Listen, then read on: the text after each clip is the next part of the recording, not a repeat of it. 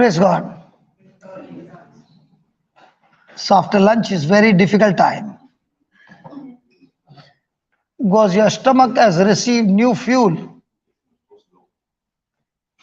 and your stomach is going to work hard to convert that food into energy. Is that right? But do you know how? My job is to feed my stomach with food. The stomach job is to convert it into fuel. In the same way, my job is to study the word, and my spirit is supposed to turn that word of God into faith. System is the same. So Father, we thank you that as you minister to your people, you speak to your people, let your word that we hear give us understanding of the truth. Help us not to lean on our own understanding, but acknowledge you in all your ways, so that every crooked path, with your help, your strength, your spirit, to victory.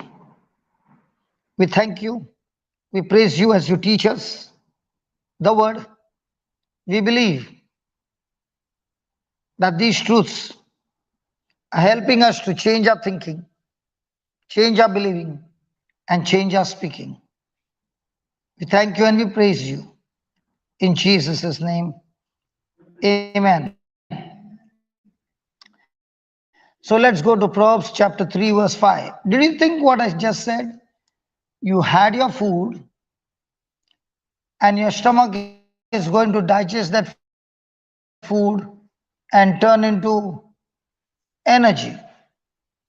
In the same way, the Spirit of God helps you to believe that word, change your thinking, change your believing, change your speaking, and that's when the faith of God begins to work in our life. So let's go to Proverbs chapter 3, verse 5.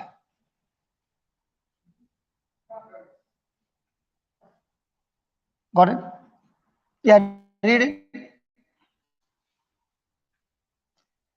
Rennie, read it. Your voice is very loud. Your voice is loud. Can you read it for all of us?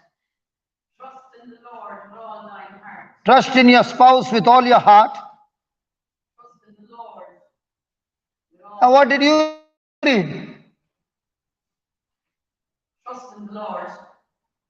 Trust in the Lord Lord. with all thine heart. 50% or all the heart. All. Then, And lean not unto thine own understanding. so what is trust? Rennie, can you please change and come here? Please. With your notebook. Yeah. Thank you so much. Yeah. Tell me, what is trust? Believing. Monica, what is trust? Resting. Yeah. Can you change your place and come in front? John should come up as well. John, come on. Have you heard the word trust? Confident? Okay. There's a big difference between faith and trust.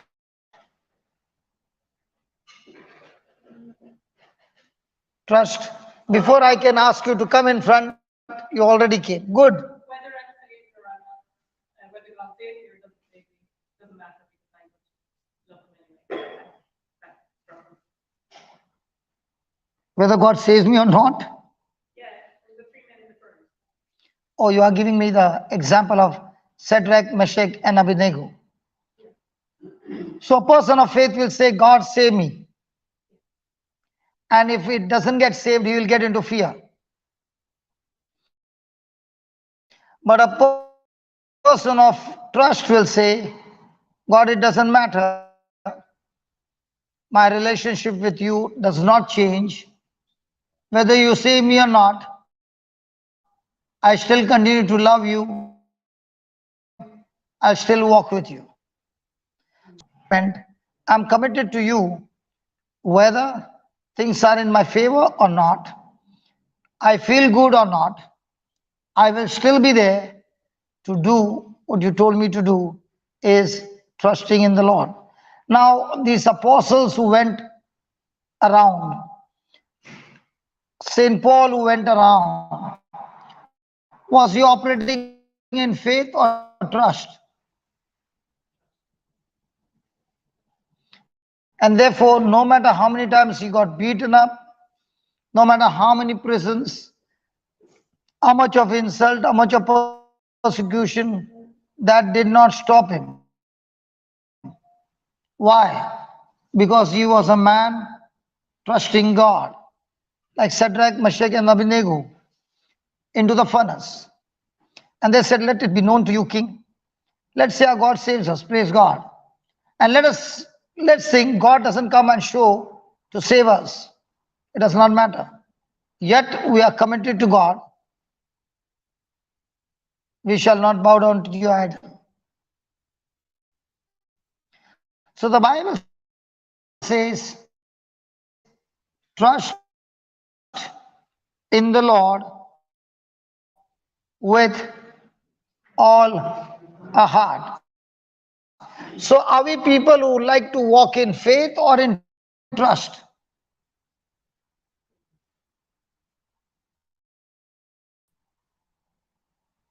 So when we are living in faith and faith, but if you are on trust, whether the result comes in your favor or not, I still want to do it for you, Lord, because I love you. Now, will that person be wavering? So is the Lord saying, trust in the Lord with all your heart and lean not on your own. So most of the time, what kind of understanding we have? The understanding of the word, of the kingdom of God, or understanding of what everybody else is doing. Because whatever you understand is what you want to think, believe, and speak. Now, when you're coming here, sitting and listening to the word of God, and I'm speaking to you what I'm talking. Now, I'm talking to you something, but I don't show you the scripture. Will you have confidence? So now, when I take that written scripture and show you how it works, that's the time you get practical working knowledge, how to apply this application, how to apply this truth in your life. That's when you get, sorry, that's when you get what? Understanding. Understanding the Bible.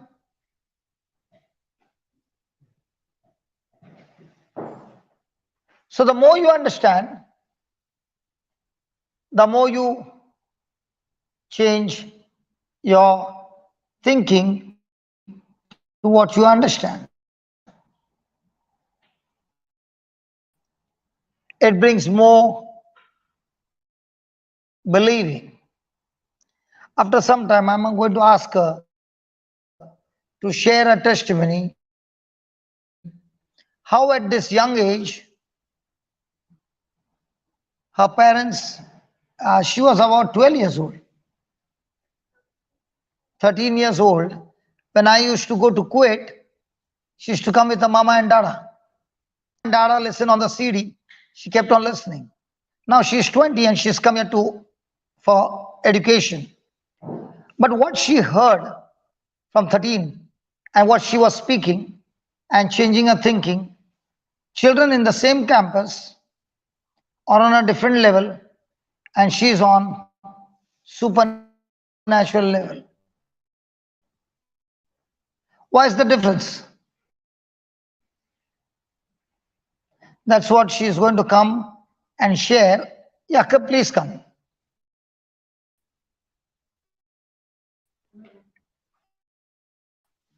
That's what she's going to come and share with us. After she got understanding, her life became what? A life one, can you get understanding? Give me 2 Corinthians 10:5.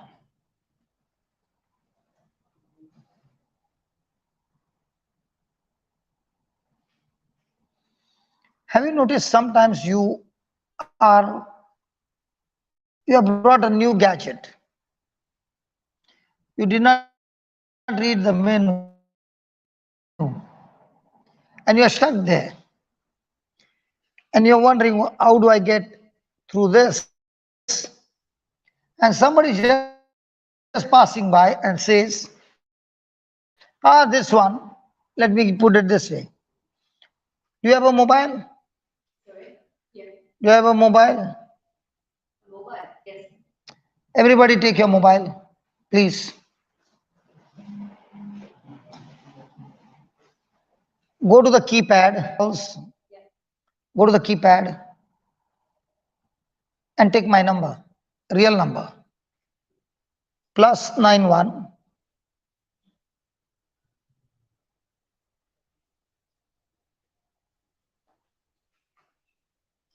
Mary, did you get that plus?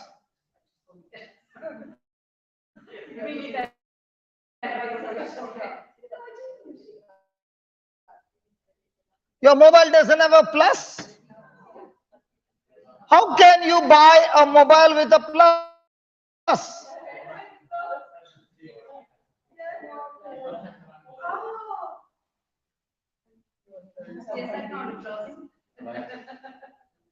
How can they sell a mobile in Ireland without a plus?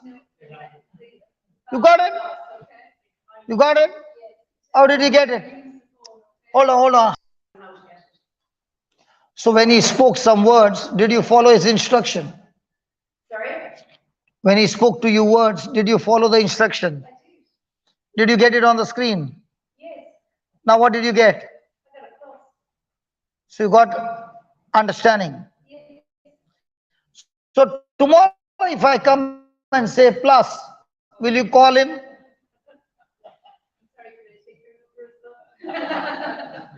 So do you need to call him or did you get understanding? What if he says, give me your mobile and he does the job but doesn't show you? Now did you get any understanding? No. So in our everyday life, when you read the Bible should give you practical knowledge by which you get practical result is called understanding. Lean not unto your own. So there's your own understanding and there's a Bible understanding. Now do I have to ask them, did they get plus? What do you think? These two children here, do I need to ask them, did you get that plus? But children of 7 and 8 knows how to get the plus. But the mamas of 50 and 60, they're still struggling. Is that right? You got the plus? Yeah.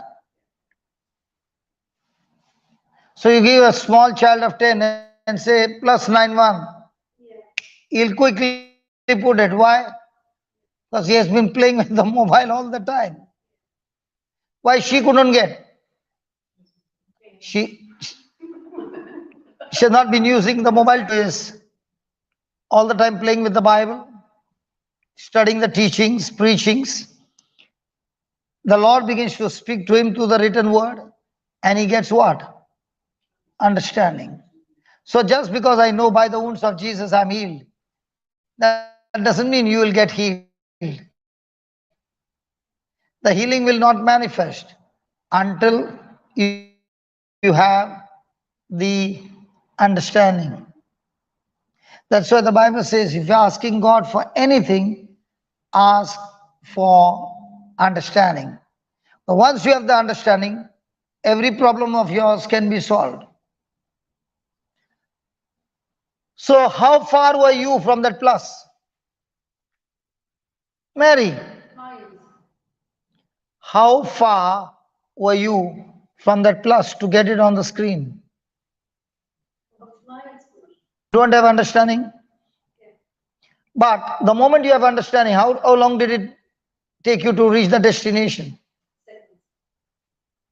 So, in the same way, in our life, there are issues which you want to be cancelled. We have been trying for years, but the question is, are you using the understanding of God, or are you using your own understanding? When we went for lunch, she was sharing a testimony, and I was saying, wow. And I kept saying, wow, wow, wow. Why did she do what she did? Because right at the age of 13, she started getting what? She kept practicing and practicing and practicing. What was the result? Supernatural manifestation in the campus, which other students don't enjoy, which other students did not get. So you mean to say God is partial? No, God is not partial. She has labored, invested a time to get what? Understanding of the scriptures. So now when you are sitting here, we are sitting together as a community. But when does God give you secret? God gives you secret of what you heard when you sit with Him alone. That's why when Jesus was talking about the sower and the seed, there's a great crowd. But when the crowd went back, not understanding, he did not explain to them the parable. But while explaining, he says, to you has been given the power, put that, Mark 4:9.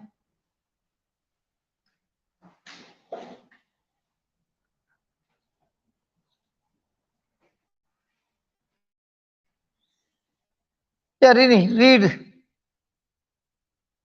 And he said unto them, He that hath ears to hear, let him hear. And when he was alone, they that were about him with the 12 asked of him the parable. And he said unto them, Unto you it is given to know the mystery of the kingdom of God, but unto them that are without, all these things are done in parables. Praise God. So to whom is the power given?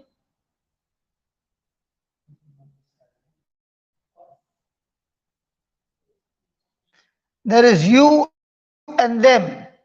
Are you in that you? Jesus said, to you has been given the power to know the mysteries of the kingdom of God. But unto them,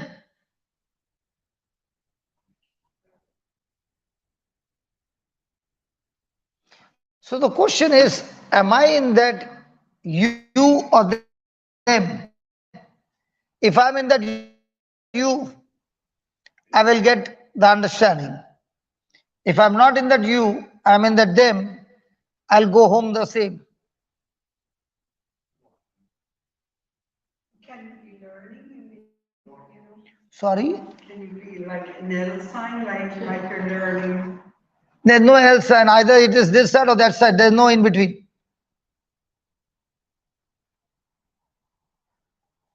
Who are the ones who are you? The ones who were with him alone. Can you see that alone? And when he was alone, And when he was alone, they that were about him with the 12 asked him pardon.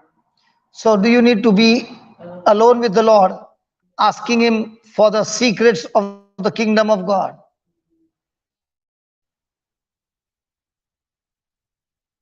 So when I'm alone, am I drawn to the Bible?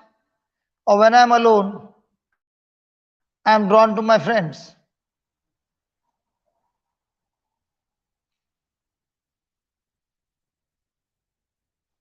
When I'm alone, am I digging into the Bible to know more about God? Or when I'm alone, I'm digging into the pleasure of sin?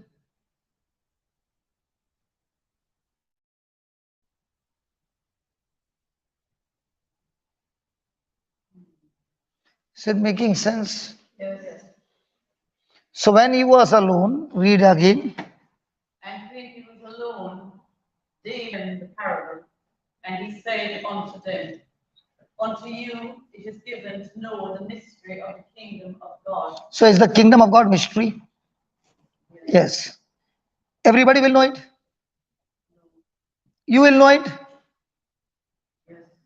How do you know you will know it? We spend time alone with Lord. If you spend your time with Monica. Spend time alone with God, not with Monica.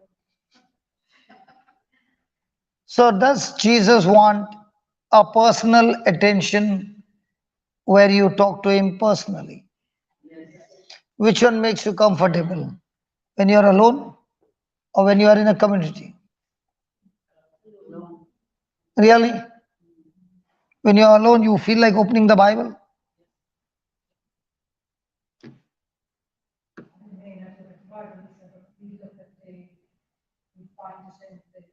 Reply. Can you tell me what she said? Can you say it loudly, please?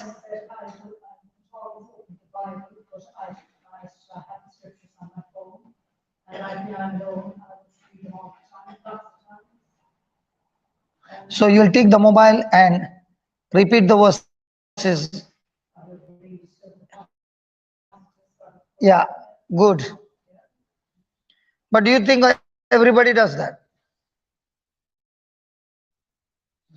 Do you think everybody does that?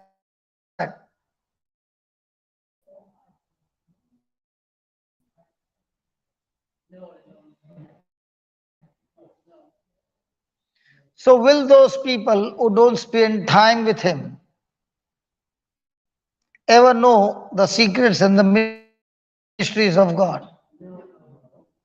So unless you don't know, can you get understanding? Can that understanding with the Lord and know from him firsthand what to do? Yes. But which one do we prefer, first hand or second hand? Second hand is you go to the preacher and say, did you get any message for me?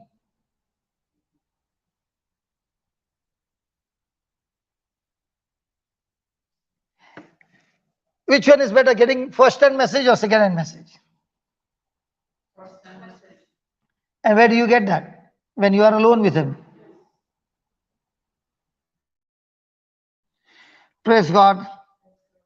So from now on, are you supposed to be alone with the Lord and ask him for understanding? Yes. Then, yeah. She Say, said, man does not live on bread alone, but on every word that comes from the mouth of God. yeah, so God's plan. God's plan for our life. yeah, God's plan for our life is always given in the word. When I trust in him, that means when I commit myself to do what he says. So one of the powerful tool that Satan uses to destroy people's life is depression, anxiety, fear. How does the person get there and how does the person get out of it? Get out of there. 2 Corinthians 10, 2 Corinthians 10 was 3.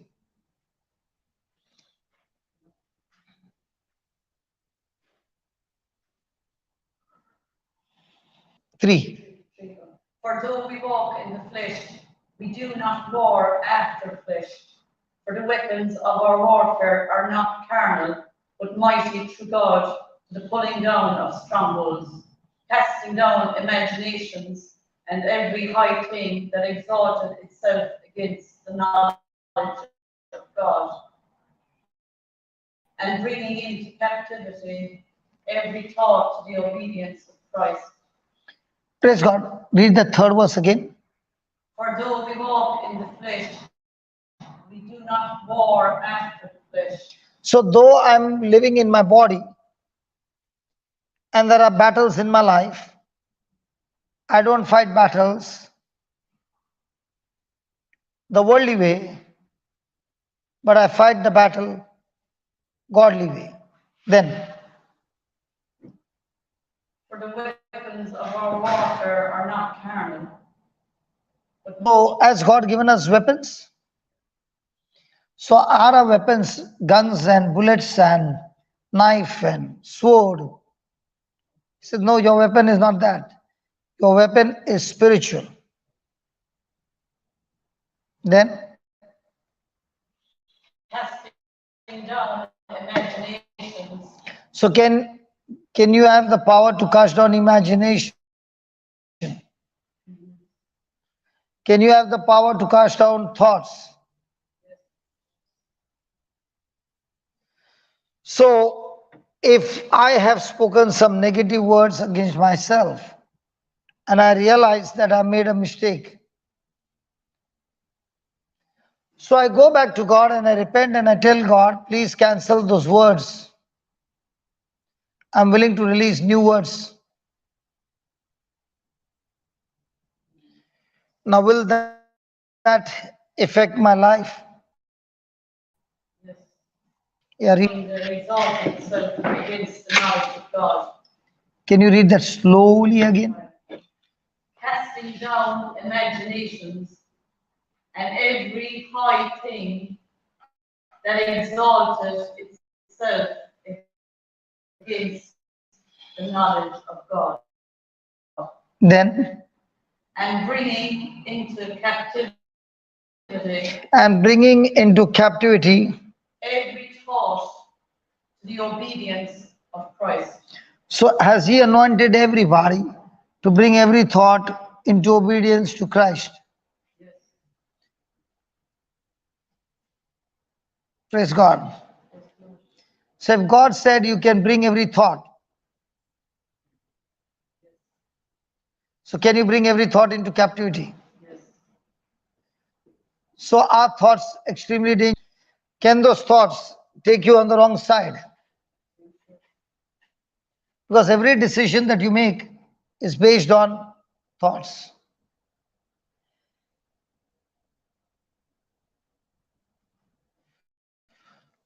So in our everyday life,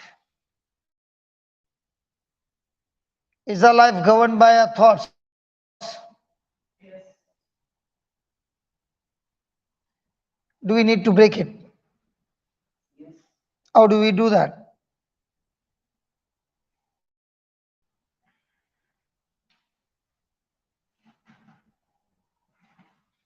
Hello, how do we break it?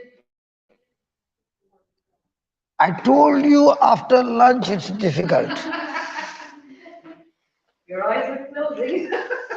And you were watching and you were saying, let him close. I will run away from this class. Thank you, Jesus. Is my head there or half? You're looking good. Little more high? Praise God.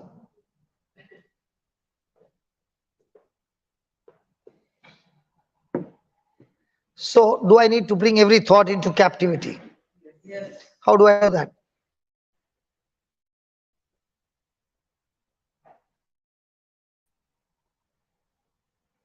Let's say you got a thought and it's an ungodly thought. Can that ungodly thought get you into a mess? Yes. So if you don't captivate it, it will destroy you. So has God given us weapons Yes. to destroy imaginations, to destroy thoughts? So Rennie, will you take a gun? So let me shoot those thoughts. No. I use the word of God, and that's my one. Sorry. The word of God is what I should be using. So how do you captivate the thought? By meditating on the word of God. You cannot fight thought with a thought. You cannot fight thought with a thought, but you have to fight every thought by the word spoken out of your mouth. Goes back to the thinking, believing, speaking. Yeah. So your battle is that you need to open your mouth and speak. Open your mouth, emotions you're going through. I didn't change the word of way. That's just the way I trained my mind to work. I did just, I suppose, 3 years. So an invasion thought or a bad thought or something that is not working for me, I usually tell myself to change the record. She was trying to tell herself to change the So I change, yeah, change the record, believe it, speak it. Yeah. Yeah. So now she's changing it from Now you're changing because words are spiritual weapons. Thoughts are spiritual things. It is the activate every thought and bring it into captivity. Now, if you don't open your mouth and speak against that thought which is coming against you, what happens?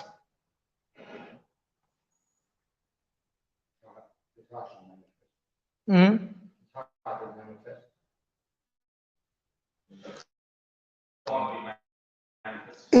It starts manifesting or it first starts multiplying.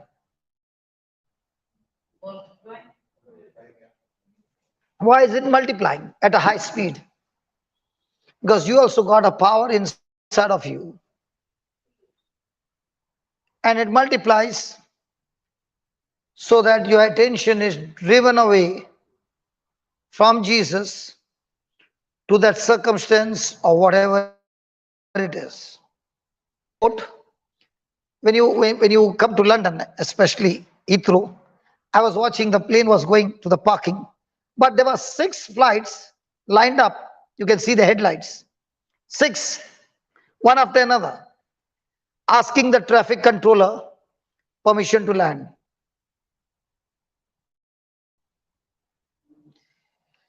In the same way, in our life, we ourselves are the traffic controller.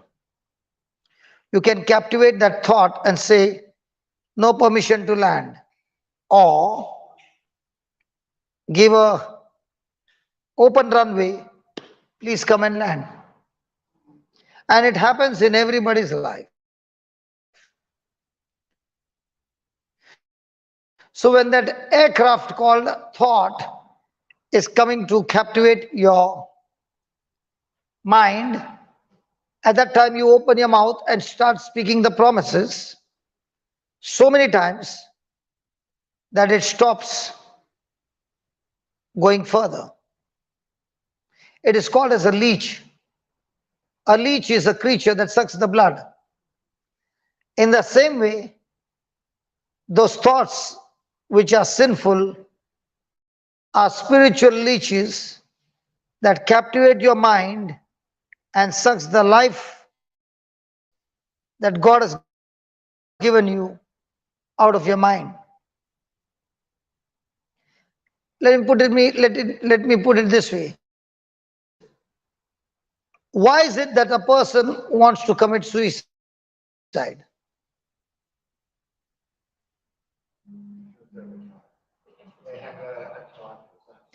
A thought which has been condemning, giving guilt, and telling them no problem is give up your life. So the person has failed to captivate the thought, and the thought has been taking portion by portion the person's mind. In this discipleship course, there was a girl of 21 years old.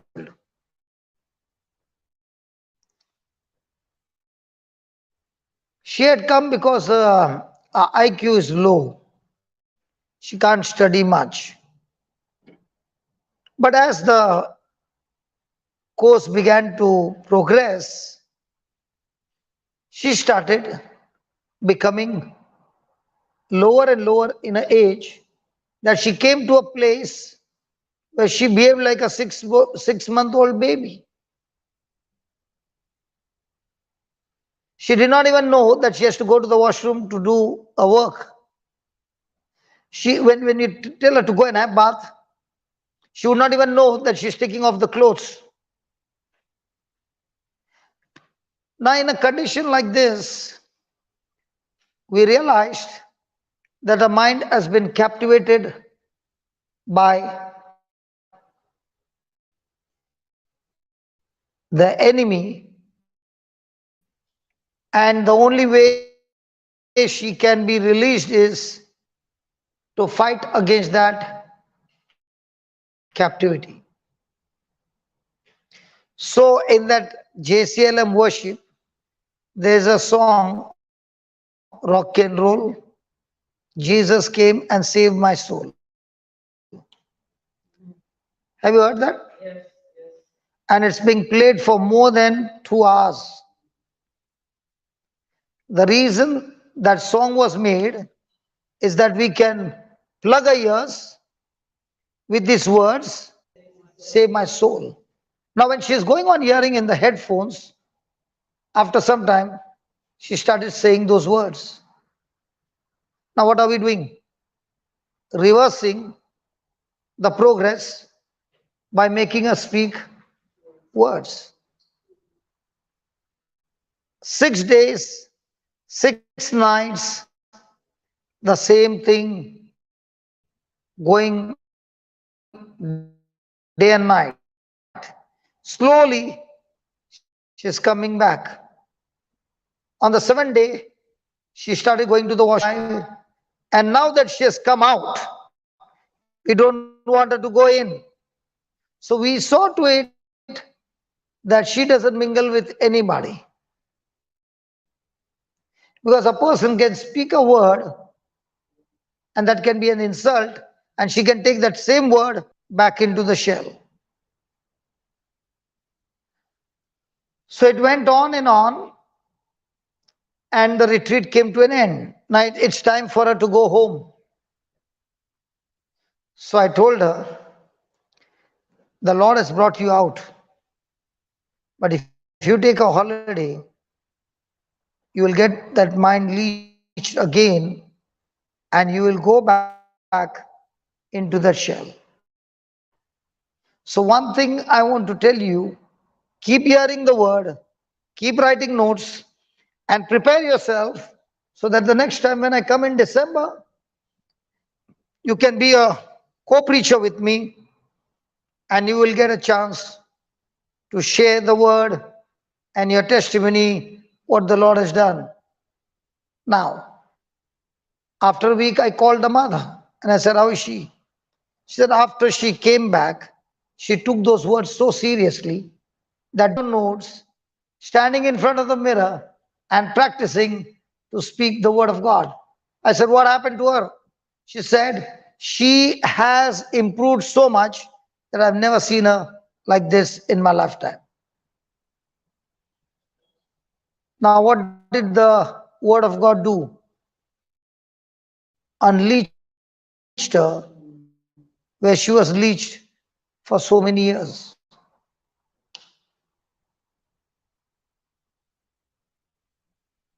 So it doesn't take time for a mind to leech.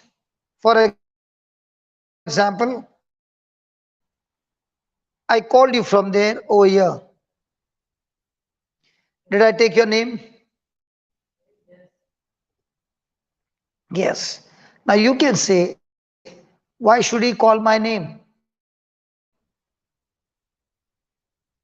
And that one sentence, can that get you into a shell? Will you ever want to come to my class again?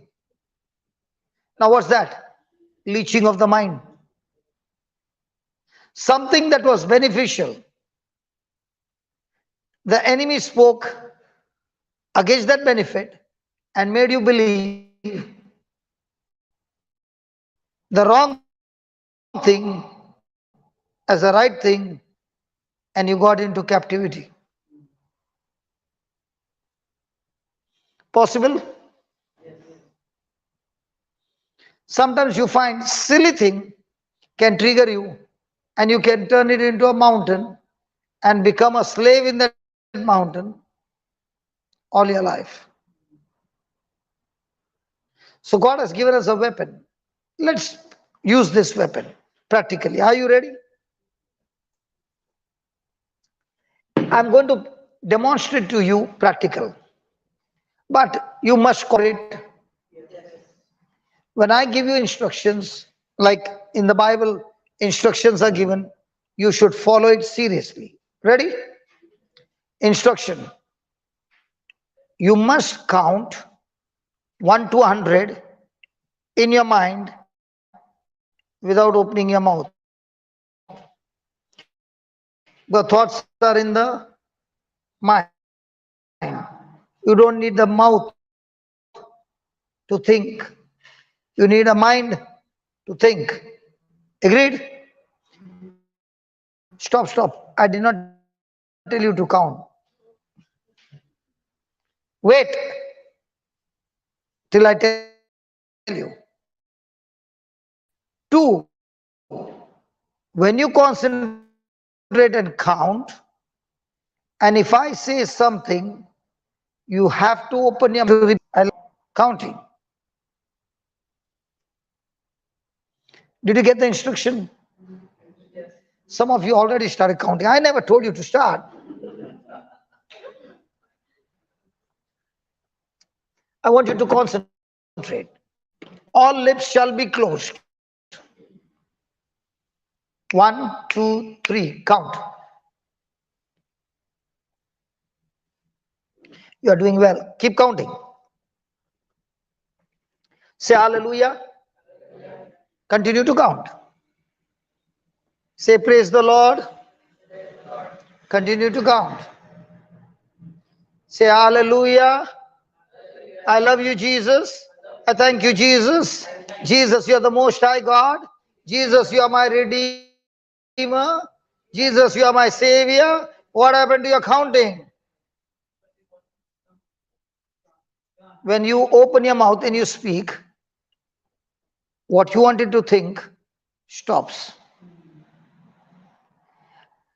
And once you understand that something I did it deliberately by force and I could not achieve, even though I'm trying to do it deliberately.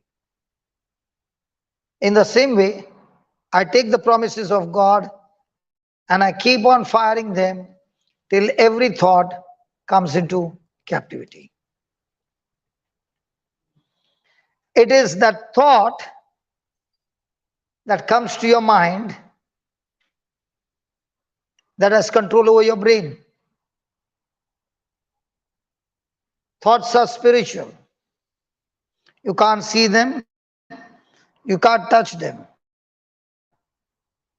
And the spiritual thoughts have control over your brain. On your mind. And the mind has control over your brain. And it's the mind who gives you the order to move in that direction with action. So if you have captivated the thought, now can you move into action? No way.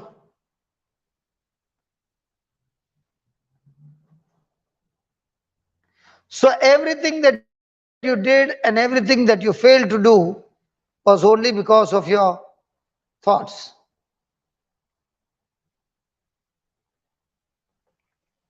A person is drinking alcohol. He knows that alcohol is bad. He doesn't want to drink. And he says also, I don't want to drink.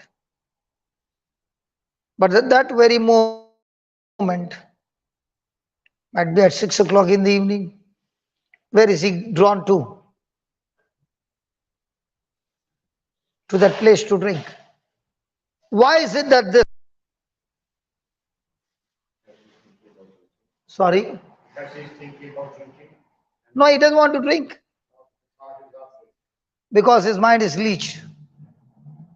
Even though he wants to fight back, he can't fight back with his willpower.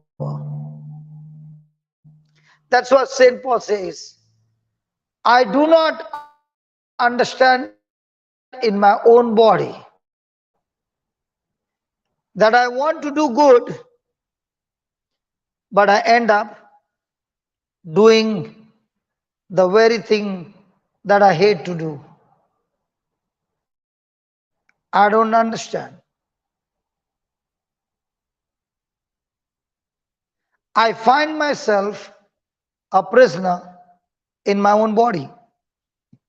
I am in captivity. The good that I desire to do, I don't do. And the things that I hate to do is what I do. I find working inside of me that has made me a prisoner, and I can't free myself. What a wretched sinner that I am. What a wretched man that I am. Who will deliver me? Romans 7, start with 15 and let's go down.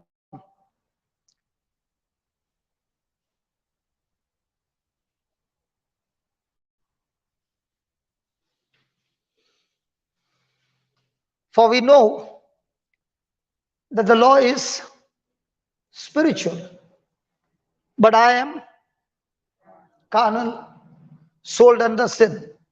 The word carnal means thinking against God's word, thinking according to my five senses that go against God's word. So I'm sold under sin. I'm sold under sin means Adam disobeyed, and through Adam I got into slavery. So I'm not a slave because I did wrong. I'm a slave because I was made a slave because of Adam's disobedience.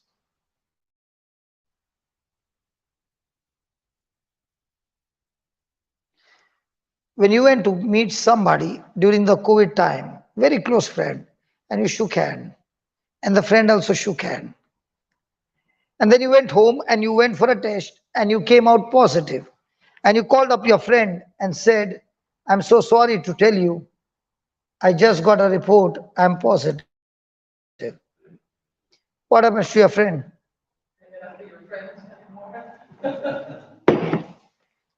I'm asking you, what happens to your friend?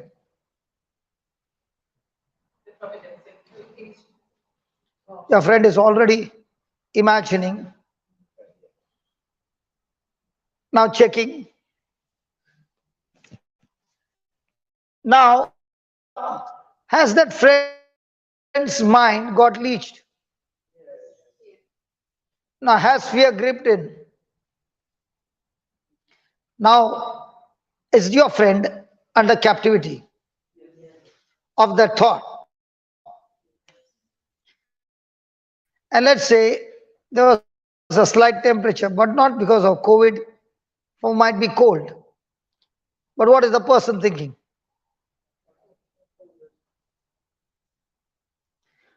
I had a priest who called me once during that COVID time. 9 months, flights had all got grounded. And I used that time, those 9 months, that I would come to preach at 7 o'clock in the morning and wind up at 3 o'clock in the morning. Because in Dubai, people were in such fear and depression. Businesses were cold, closed, jobs were gone. The difference between you living here and they living there is you are living in your own house. They are living on rent. And the rent over there is extremely high. And Kuwait also. And if they lose their job, then they can't pay the rent. And when they can't pay the rent, they go to the bank to borrow money. When they borrow money from the bank and now they are without a job, they can't leave the country.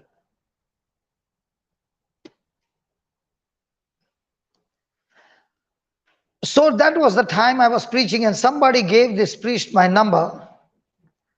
And he called up and he said, he's in the hospital, he needs prayer. And I said, Father, you don't need prayer.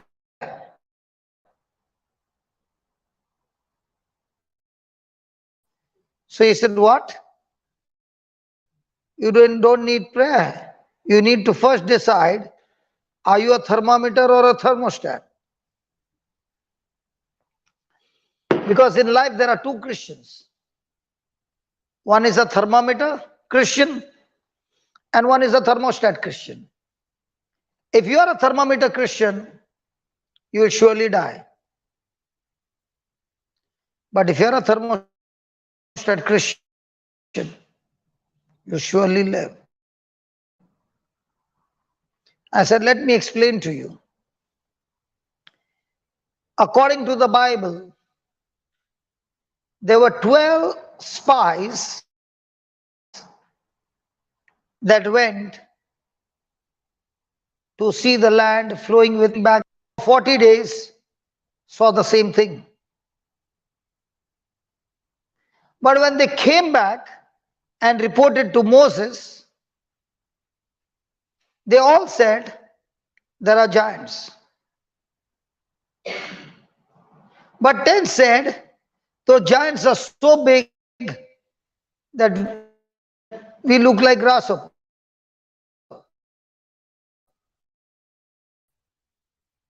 And these giants, they eat up people. And therefore, we cannot take over the land. The two spies said, there are giants, but we can go and take that land right now.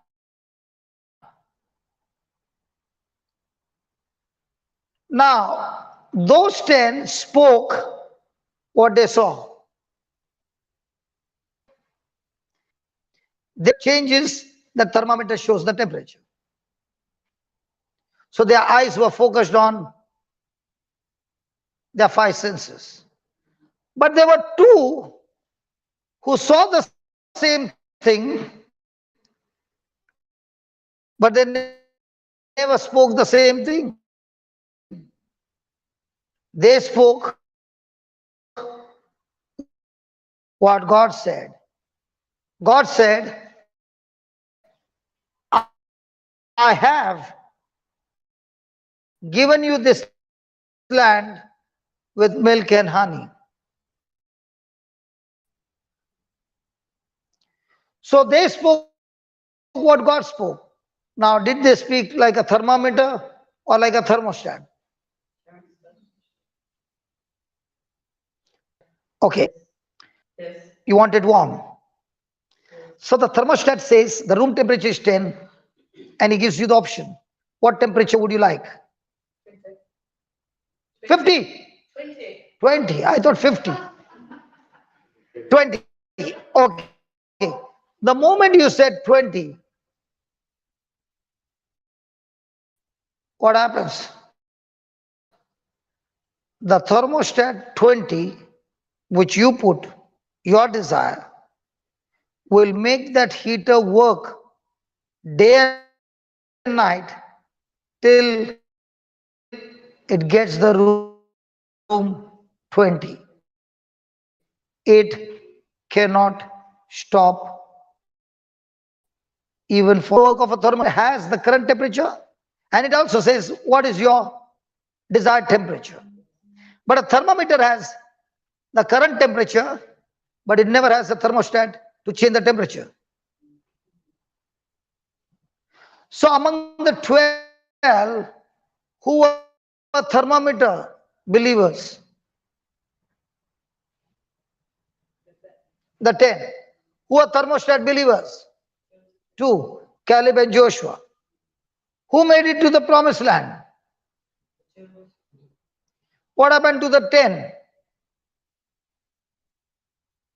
They went and infected the whole of Israel, and they also became thermometer, and all those who became thermometer died. Now tell me, Father, why are you on the cross? He paused and said, I never thought it this way. So I said, can we pray? He said, no, I don't need your prayer anymore. He said this, I will see you after 3 days. What happened? He found the truth.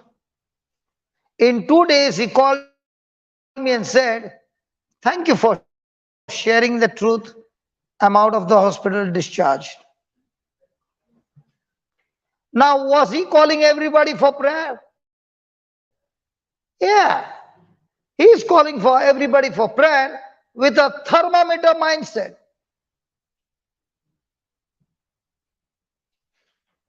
And how many people in the church do you find with thermometer mindset?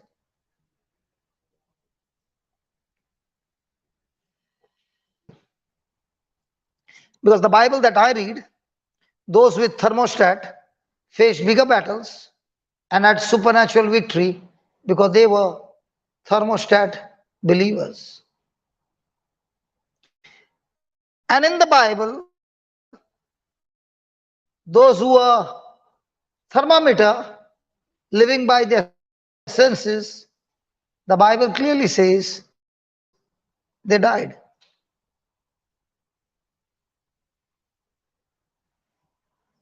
So the reason you have come here is to ask yourself, are you a thermometer who talks what you see, what you feel, what you hear, what you smell, what you taste?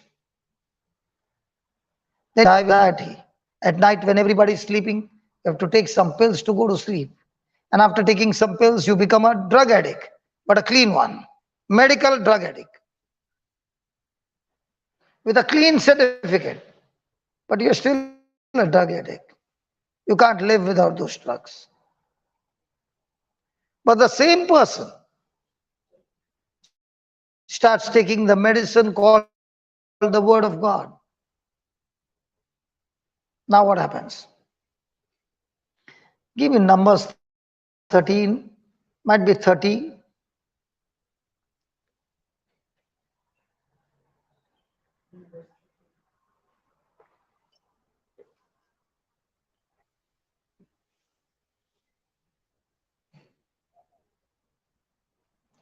Can you read that verse 32? Everybody read that 32. Of the land which they have searched unto the children of Israel, saying, the land to which you have come to search it is the land that eateth up the inhabitants thereof. And all the people that we saw in it are men of great stature. And there we saw the giants and saw man, which come all the giants. And we were raised on sight as grasshoppers, so we were in their sight. 31 comes first or 32? 31 comes first or 32? 31. So 32 says what they saw. 31 says what?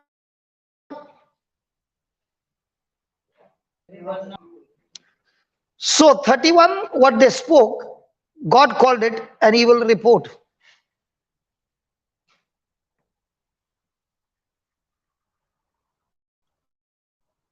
So you mean to say, when a person opens his mouth and says what is really there. Okay, let's see the 32. Were they giants? We saw in it a man of great stature. We saw the giants, sons of Anak, and we were in our own sight as grasshoppers. Sorry? They didn't trust God's word How do you say that? because God told them that they would have wisdom on the other side. Okay, So they didn't believe it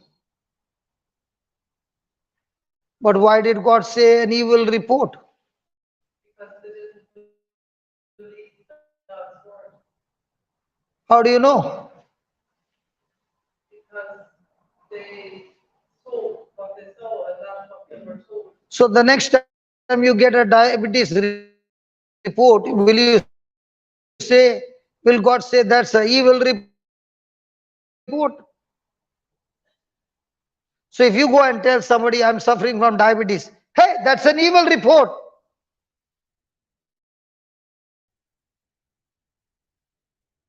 It is an evil report. 31, we will not be, we will not be able to do what? Now, had God told them that He has given the land, and what are they saying? Are they speaking against God's word? So, as long as you say what you see, no problem. It's still a good report.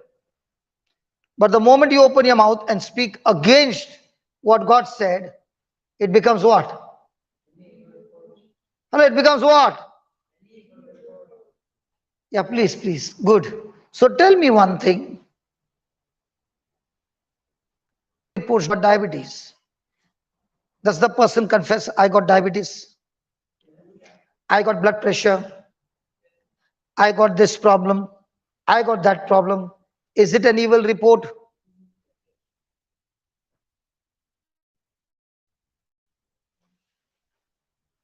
Is doing this way also and this way also.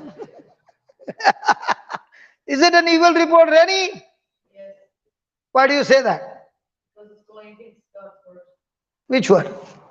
But God said, by Jesus' stripes we are healed. Absolutely true. God said you were healed. And what am I saying? So how many people in the church are carrying evil report and praying on it? Most of them.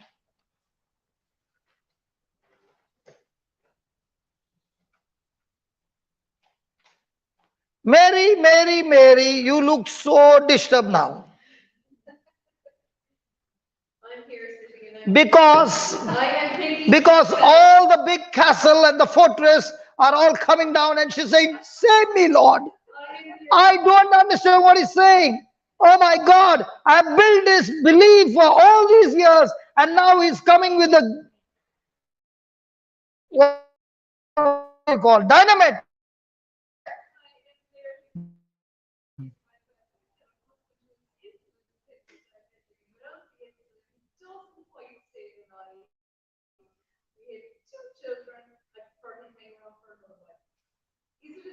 What is she saying?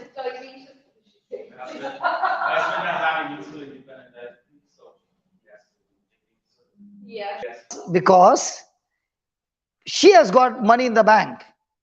Let's say. Yeah. The money belongs to her. Can I go and get the money out? Now, for her to get the money, does she have to follow the bank rules? Yes. Or she has to go and tell the manager, manager, you know my money, nah? Give me the money. Does she have to present some documents?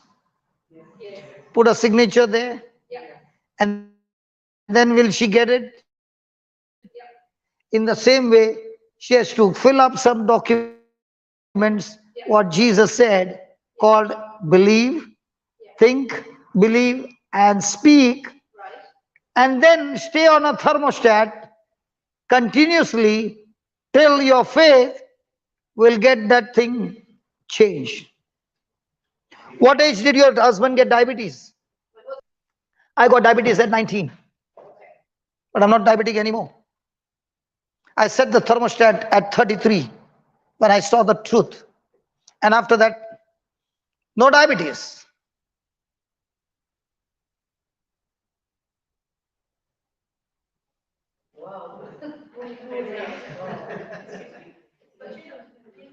I said, listen. And we went to the 19.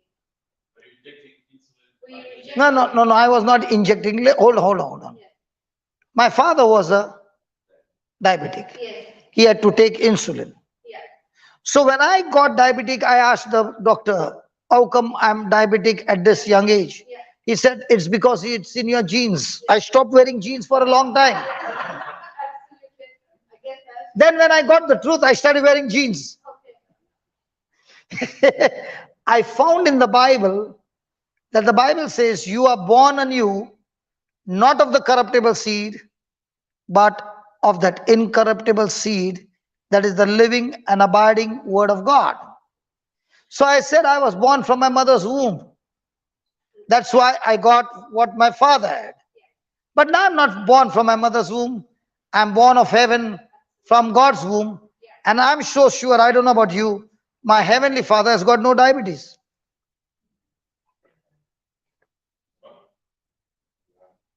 What scripture is that in mind about the born to make something?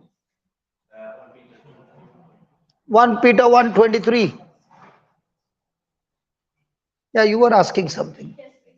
So there's two examples that I would like to ask about this kind of things, So there is in Timothy, it's like 2 Timothy 4:20, that this person wasn't healed, I'm sure you know what I mean.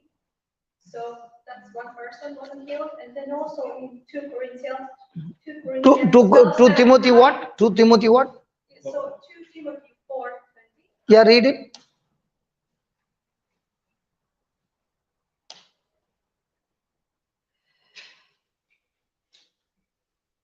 Timothy 4:20, no, sister. Yeah, so is this there at 20? So what does it say? So Can you tell me what does it say? Yeah, so it says like Erastus, I don't know how to pronounce it. Okay. About the Corinth, but Trophimus, have I left it? We like to sit? I don't know how to pronounce, but Okay. so he wasn't healed. And there it says that they don't know. So did he give you the reason why he was not healed? But they said that they don't know why he wasn't healed. It's written in the Bible that they don't know, so we can't know. It's important. We don't know. Okay. Which one would I prefer? What I know or what I don't know?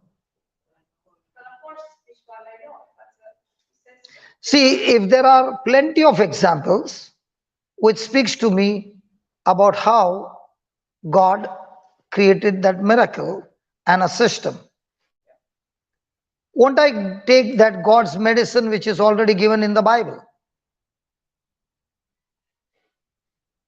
But yeah, but also there's example where Peter wasn't healed, where God. What was he not healed of? So in 2 Corinthians 12:7-9, you can see that also the God said that his weakness actually, there's a part of his weakness. 1 minute. So it's like 2 Corinthians 12. 1 minute. Go slowly.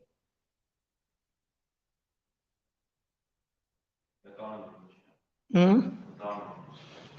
The thorn in the flesh is not Peter, it's Paul. Oh, yes, Paul. Okay. The thorn in the flesh is not a sickness. Sorry. It's 12:7. So it's 12:7, you know, not 17, 18, 7. Yeah, it's there. Yeah. Like my grace is sufficient for you. Yeah. Now, what is he talking about? Sickness or a messenger of Satan that stopped him from preaching? I suppose you can bring up the quote.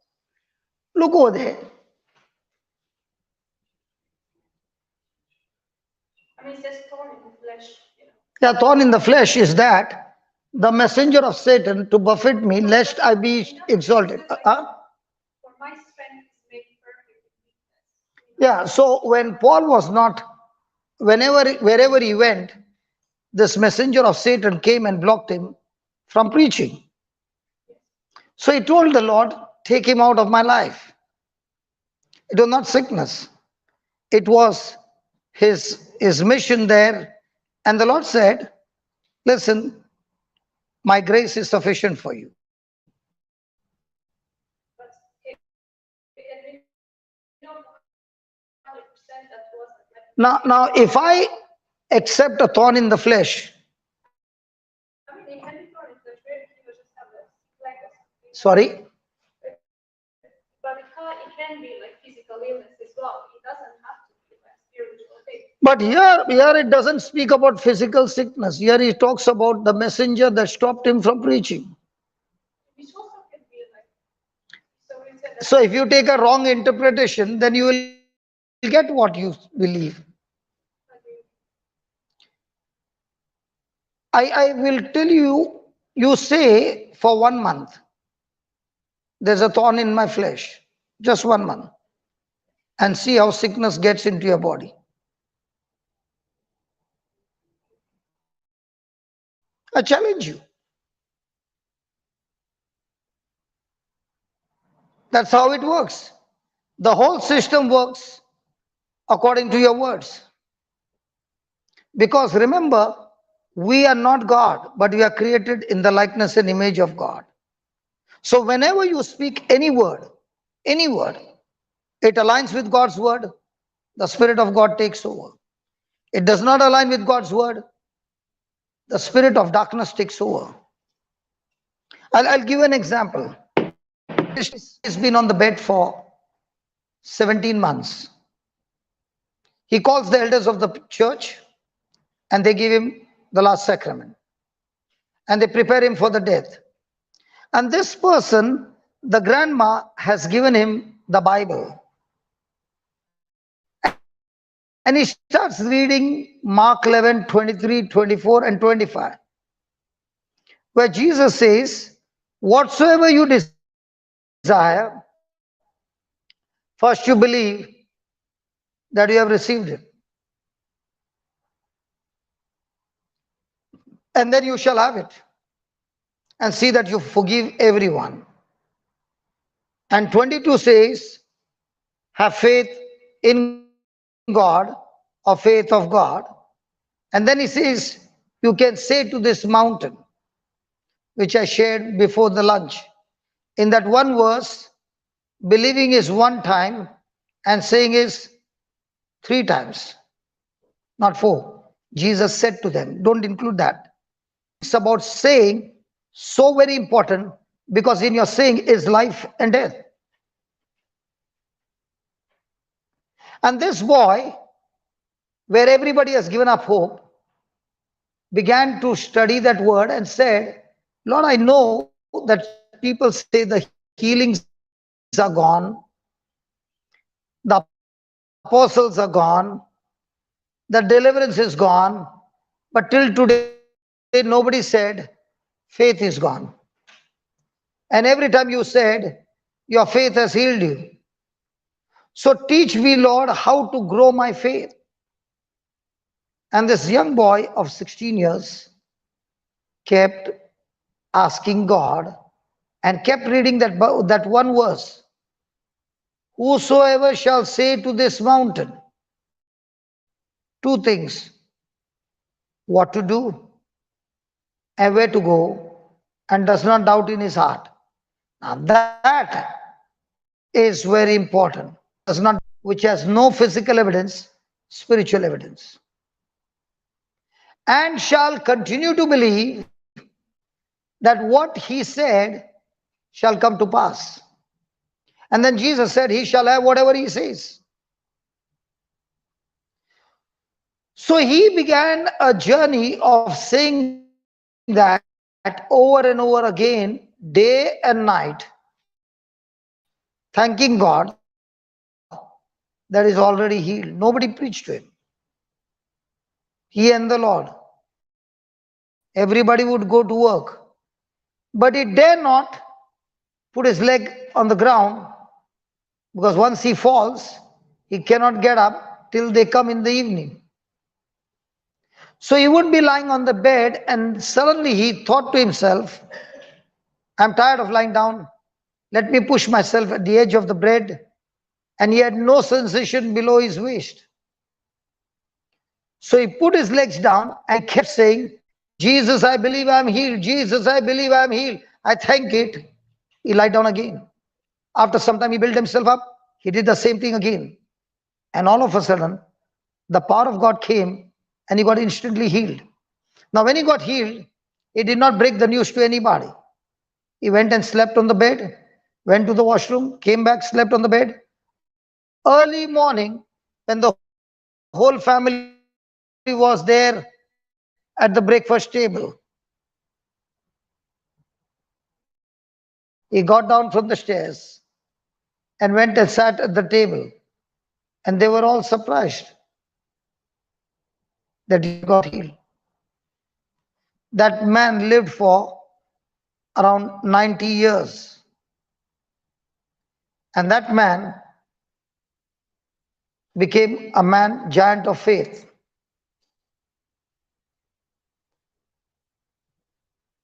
And he said that when I wanted to go to study, you'll have to go to work and study. 16 years just off the bed, he goes to find a job. Looking at him, nobody will give him a job. So a manager did not want to discourage him. So he gave him a job along with others. And his job was to uproot the weeds or some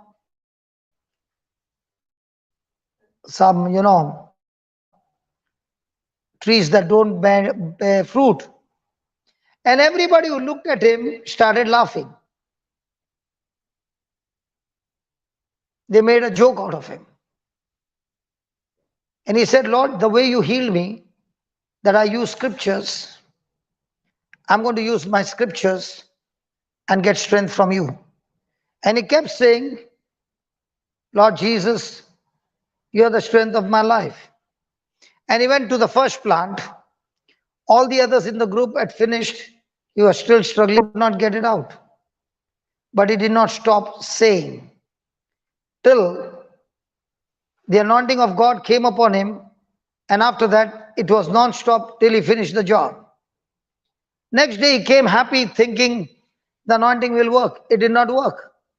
He had to do it all over again.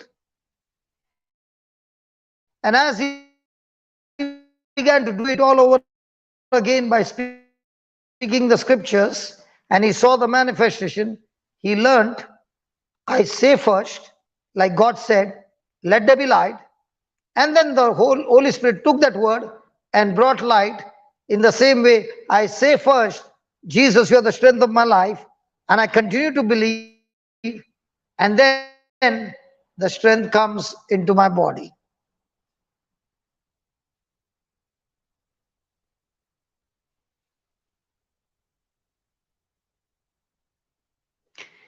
If you ask me, I believe that I fight anything coming against me with that word. And we learn to kill it. Now in the ministry, there are so many who had cancer. One lady practiced it. She got a clean report. Every week she comes to preach how to kill cancer. And she teaches others how to kill cancer. And now every week there are testimonies after testimonies how how people have been able to kill cancer. It doesn't say they don't take medicine. Medicine does his part, the word of God does his supernatural part. In Ireland, they have a ministry for autism children. They use the scriptures, and the children who are in that for years coming back into normal using scriptures in Ireland. So it's up to me. I receive what the word says.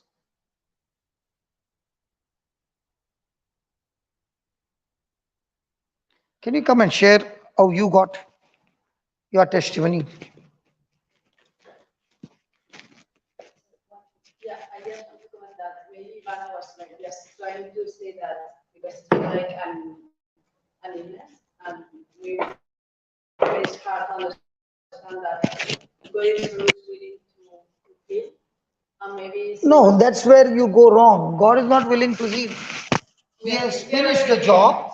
My job is to believe and agree with what he says. yes, yes. Because if you are believing that God is going to heal me, you're on the wrong side. But God is willing always to give us the grace, God is willing. to give us His power on our own. Again, you went wrong. God has already given us his power the day you got baptized and got born again. I'll show you. Sorry, you're right. No, I'll show you. Yeah, you're right because that's already given. No, we are not arguing. I'll show you something. Just give me. I'm not here to argue. No, because I'll show you something. Just watch this. no, it's Give me John 2, I have been using the other words. I have been John 4, John 4.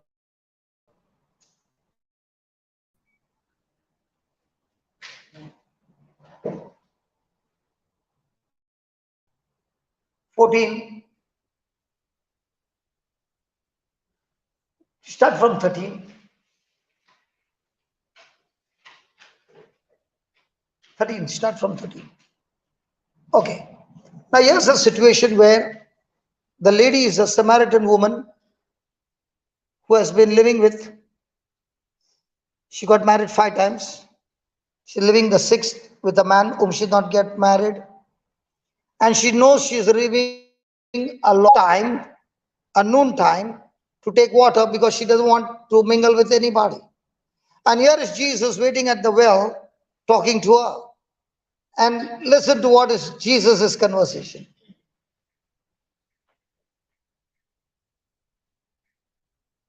Go a little high, 11.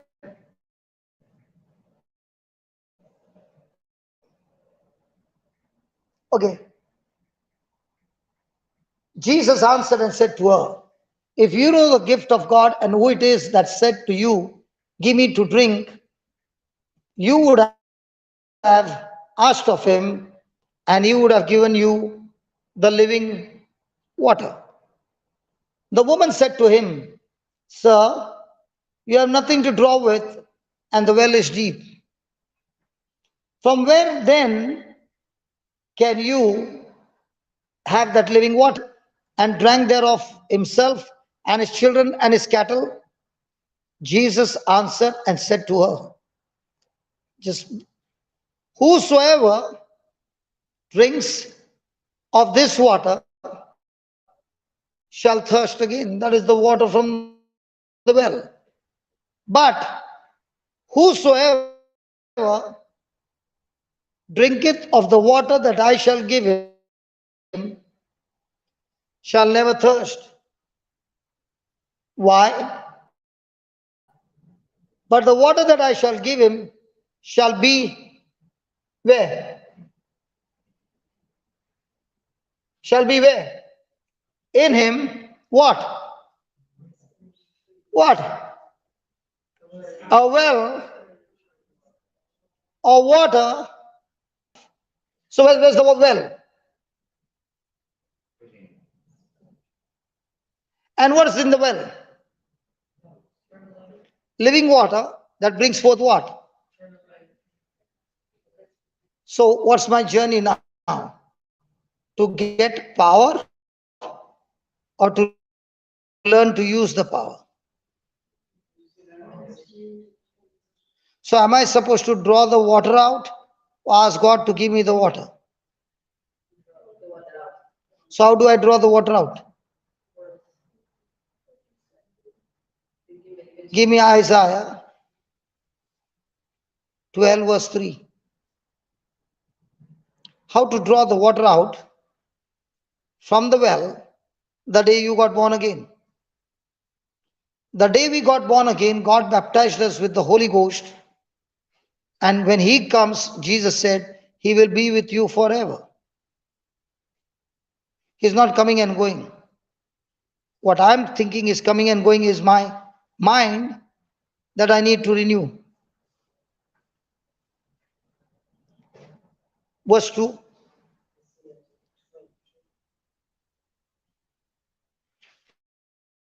Behold, God is my salvation. I will trust and not be afraid. For the Lord Jehovah is my strength and my song. He also has become my salvation. Therefore, with with with joy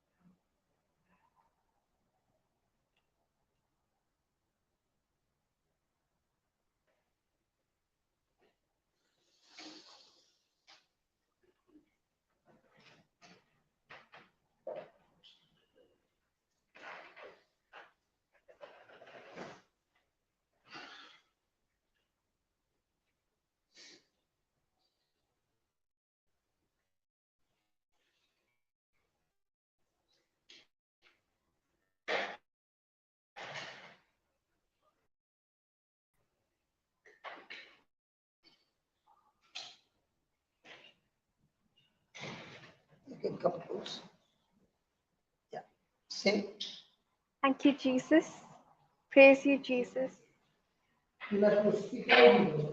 Okay. Praise God. Praise Jesus, everyone. So, I'll be sharing a testimony of how we all can live a supernatural life and how is my life right now in university, careers and everything. So, as Brother Johnson had said, the seeds were sown when I was 12 or 13. I don't remember exactly. But my mom used to go to each and every prayer meeting possible. She used to listen to the word of God. And the only thing I was interested was if anybody was giving a testimony or something like that. I wasn't really interested in the word of God. But slowly and steadily, I would listen. Perhaps that one scripture that by the stripes and wounds of Jesus, you have been healed. Because I used to suffer from chronic dermatitis, that's a skin disease like eczema. And the last doctor that I had met said that it's like diabetes. It will not go. So what you can do is stop panicking about your skin and just relax and give it the medication that you require. So I walked out of that hospital saying, Lord, you have already handled it. Thank you, Jesus. And all I could say is, Lord, you didn't tell me, is it with a doctor that I'll be healed or without a doctor?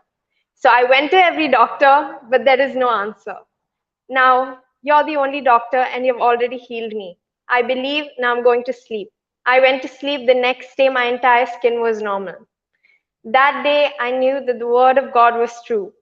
And I think this was a jump start for me because I didn't know like what is belief. I didn't know anything. But I knew that God is there. He listens to each and every prayer. From that day on, that was back in 2020. And from that day on, I started listening to the word of God day and night. So my mom and dad, they had COVID. So I was put into one room and told not to come out. And I would wonder, why are they doing this? They should also believe that that they are healed by the stripes and wounds of Jesus. But they had to do what they had to do. And in that room, I was thinking, why am I put alone? But the word of God, listening to the word of God, the word of God changed me, I would say. I used to love to watch movies. Like I would get up 4 a.m., sit and watch all movies whole day long till my mom would say, stop now. I don't know when that left me. Now it became listen to the word of God. I came to Ireland in 2020, and I'll tell you how my education is. There's a scripture, you have the mind of Christ. The spirit of excellence that rested upon Daniel rests upon you. So I believe that scripture. And I said, Lord, in Matthew 6:33, you say, seek first the kingdom of God and his righteousness, and all these things shall be added unto you. What is all these things? What your shelter, your food, your clothing. And these are three most important things that everybody in the world will work for, will earn for, will even fight for, do whatever.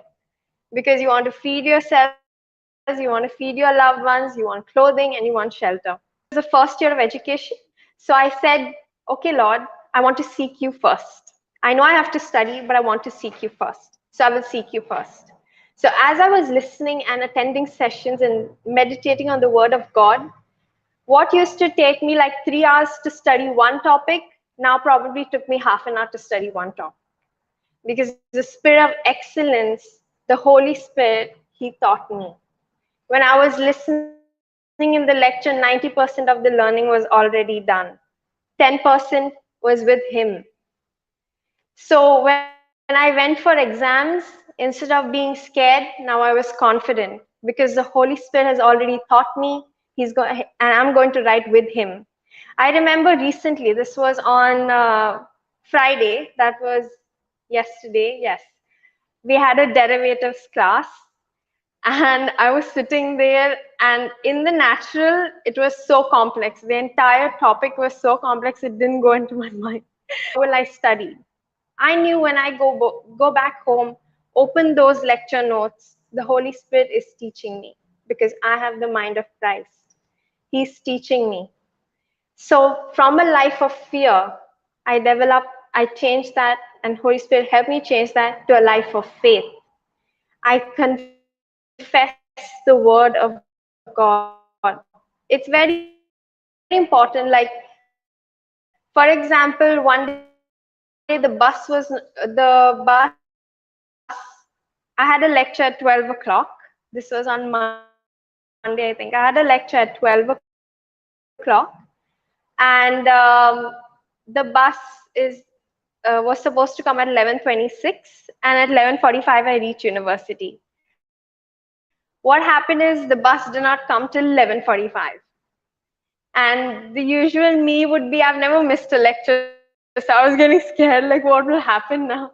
But the bus immediately came. I saw it, it came, I went in. And when I went in, the bus driver said, no, we are not going to Maynooth University, we are going to a stop after that, and then we are going to return because there was traffic.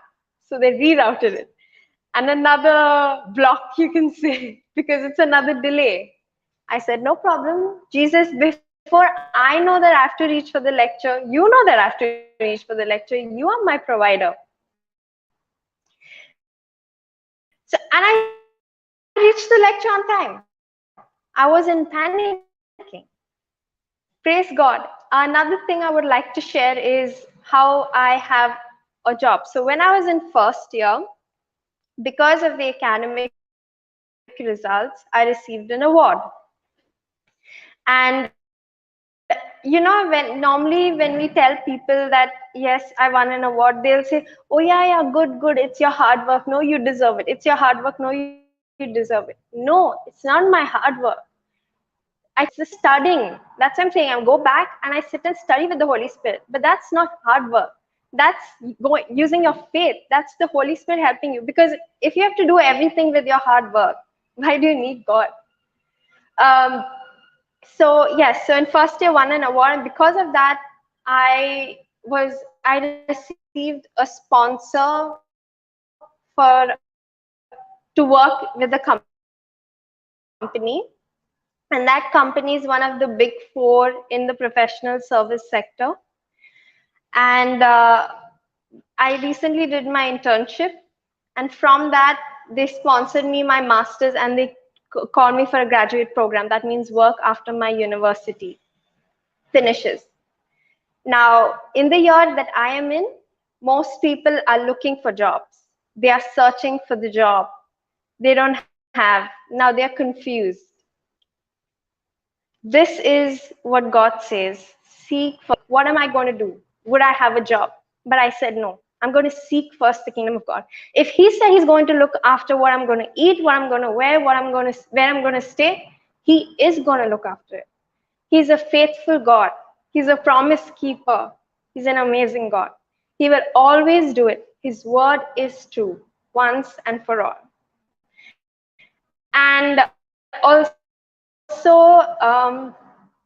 he has placed me in the university, and he has not only taught me to, like, okay, I get the job, I use the scriptures, but he has trained me so well that I'm able to help others also. With the wisdom of God that He has blessed me to understand topics, He has blessed me to teach others in my university that are finding it difficult.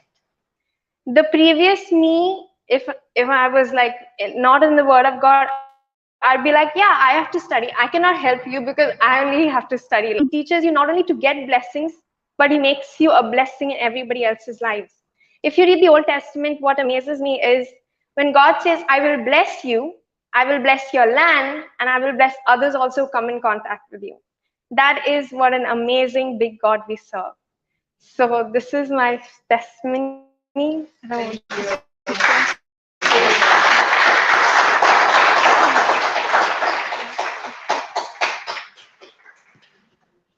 So you got a job.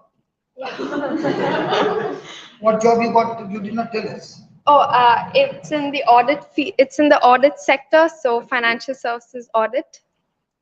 And it is your first year. It is, so I was in my first year and I got a job, whereas people in the first, so right now I'm in third year. When I was in first year, I like signed that I'll be working with the firm.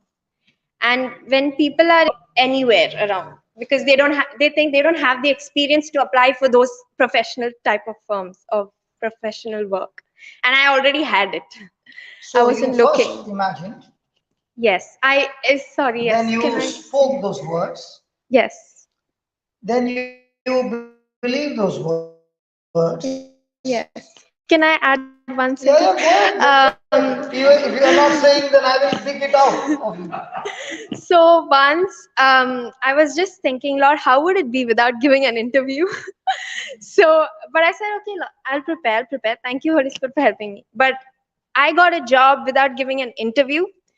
No company has asked me for a CV. I would go for the CV workshops to see how to prepare a CV, but till now, I've not given my CV anywhere. This is the favor of God. God goes before you and straightens everything. Like my father did was he came, example, Ireland, he saw the university, he saw the transport, and he was just making sure that everything was right for his daughter. But there's the scripture that says, God goes before you. So my Father in heaven has gone before me, and he has seen everything. He has got my future ready. All I need to do is tap into that. Like, follow his.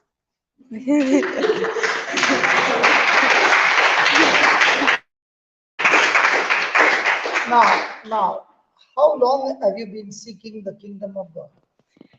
22 years now. You are a COVID baby. Yeah. So when we were having on YouTube Yes. COVID, Yes. that time the teachings were going on from morning 7 to night.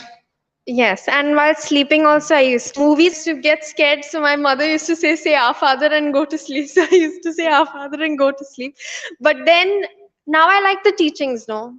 So now So you're now not that getting isn't scared there. of looking at me? No. No? No. Okay. So now you get good sleep. Yeah. The word of God, I imagine this. I'm sleeping in the arms of Jesus. So you're enjoying every moment. Yes. And when I get up, it's not like the, sometimes the movie will still play, and when you wake up, it's like, oh yeah, I read that news last. It's not like that. It's like, wow, Lord, this is another amazing day that you have blessed me to be a blessing. So this relationship of yours is from the last 2 years. It developed in the last 2 years. Yeah. So the YouTube really blessed you. The word of God through the Yeah, YouTube. what Yes, you are yes. listening on the YouTube. Yeah, the really, teachings. Yeah. the teachings Yeah. really blessed you. Is it a good addiction? Good, very good. So when you see the other students there in the Yes. campus, Yeah. don't you feel like going and talking to them, this great treasure? Yes. So how do they respond? So whenever I can, like I tell, like one friend of mine, she was there talking. So she kind of she listens. So I understood she's fat. She's teachable. Okay. Yeah, she's fat. Now when she said, I can understand she's fat. Fat doesn't mean just fat. God loves fat people. Hello? God loves fat people. Now look at her, she's sad. So the fat people are those F for faithful, A for available, and T for teachable. So whoever is faithful, available, and teachable, that's why she says God loves a fat person. Who is fat? Okay, go ahead. Yeah. So I shared my testimony with her, and I told her, and even when she had exams, don't know why you're getting scared. Is there any point? Okay, you okay?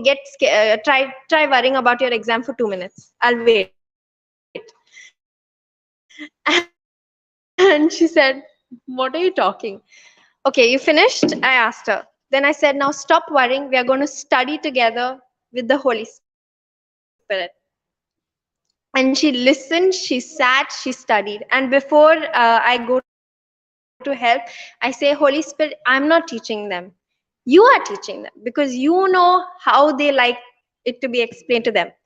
And she comes to me and says, "Oh, I understood." I say, "Yes, Holy Spirit taught you." Then how? And she passed all her exams. There was another student. She is a and there were only 2 weeks to study 5 subjects. Now, if you ask a normal person, a normal student for 5 subjects, you'll be able to pass that. Next year, you write the other 2, something you do like that. But all I knew was now I have Jesus. So nothing is impossible for him. So I said, "You will pass. You will pass all the 5 subjects. We're going to study together in the name of Jesus." And she passed all the 5 subjects. So So she started taking Jesus. yes, yes. And now, after But passing, does she still remember Jesus? Or she'll come for the next exam, Jesus? praise God, surely Jesus, she's going to remember Jesus. Now she's remembering. Yes, yes, She's walking with Jesus. yes. Because when I ask, she knows. Okay, Those little truths that create the big miracle. amen. Praise God. And you have been teaching them the little basic truths of the kingdom of God. Yes. And they can already see such marvelous manifestation which is beyond their ability. True. Amen. Yes. And what else? Another day I was in a group amongst a group of friends, and they were just talking, and it's not about the word of God, worldly things. And I was just like, Holy Spirit, stop this conversation. What is this? But then,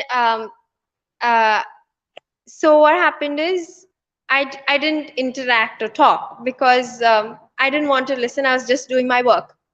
Suddenly, someone stopped and they asked me, "Oh, so you say the grace before meals?" Because provided we were able to share the word of God. For example, some people wonder, "Oh, God did bad things," but that's not true. Like send sickness, that's not true. God doesn't send sickness. He's a good God. He's a loving God. He loves you. Why will he send sickness? That comes from the enemy. So I was able to preach. So how do you tell them that comes from the enemy?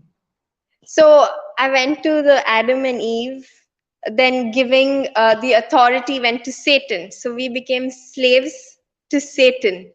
And it's with the, okay, so for the topic that we learned today, it's with the thought. We accepted it. So that's how it came. We gave it access, like the aircraft controller. Yeah. So we gave it access. So I told them, you have the authority. It's not God who makes you prosperous. You make your way prosperous. How? 3 things. Meditate on the word of God day and night. Make sure, sorry, it's in your mouth. You meditate. God. Thank you, Jesus. So now, after you have finished your college, Yes. what's the plan next? Okay, so I was asking God, should I go to full-time ministry or what the case? So right now I'm going to work, okay? But Holy Spirit convinced me because before I was studying, listening to the word of God. So I said, Lord, now why do I study these books and notebooks? I don't want to study now. But Holy Spirit said, no. With that education, I'm going to use you. So you have to study. Trust me that accounting knowledge. I used to think how God will use accountancy now. But God can use that accountancy. See, now with that accounting knowledge, He's using me to be a blessing to teach others accountancy. Or to, suppose there's losses going in the firm. Who knows? God is going to open a door to preach to the owner of the firm. Like Joseph. Yes. Yes, exactly. The bad news turned into a good news when he interpreted the dream. Praise God. Praise Yes. God. Tell us more. So the right now the plan is wherever I am, God has planted me and there is a purpose. And I am going to make myself available for him. That's the plan.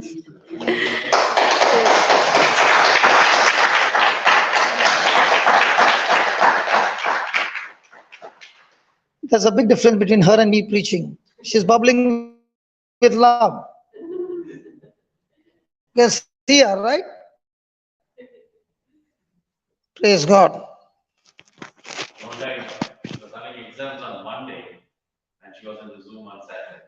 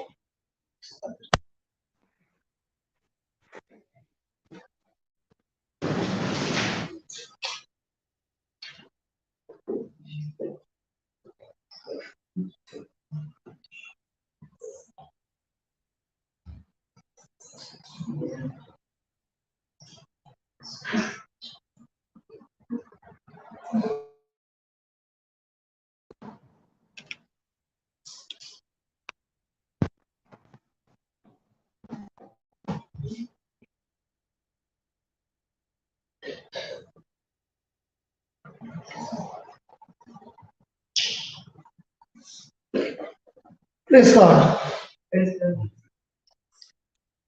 This one got overheated. It's working from morning non-stop. So he needs some rest. Praise God. So also in our life, when trouble comes continuously, bombarding our minds, we also get what? Overheated. And that's why God has given us His word that we can bring this overheated mind into rest. Praise God. Just as she was sharing, when I did not know the Lord and I went into depression, not knowing the Lord,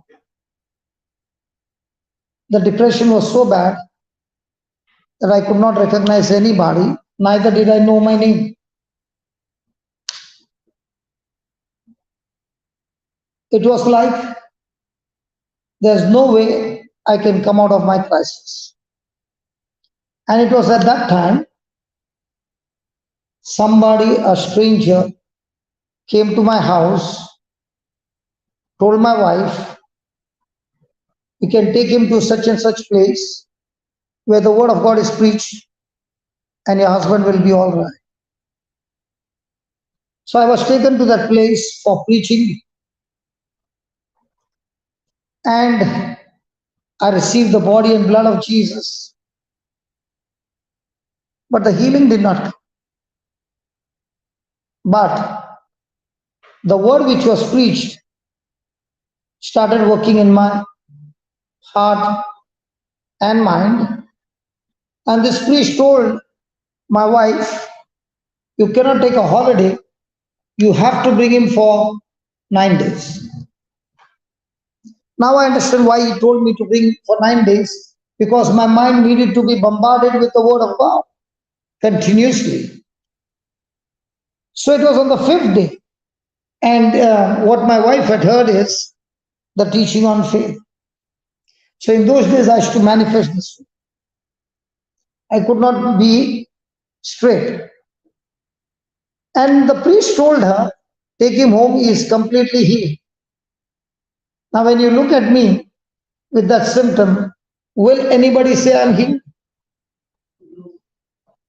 So when my wife was taking me back home for 2 hours in the transport, she kept saying, the priest said, you're already healed. The next day she taught the children to say, Dad, you're already healed. I would have heard that word, you're already healed, nothing less than 500 to 700 times a day. My children who were 7 and 8 spoke that word. My wife spoke that word.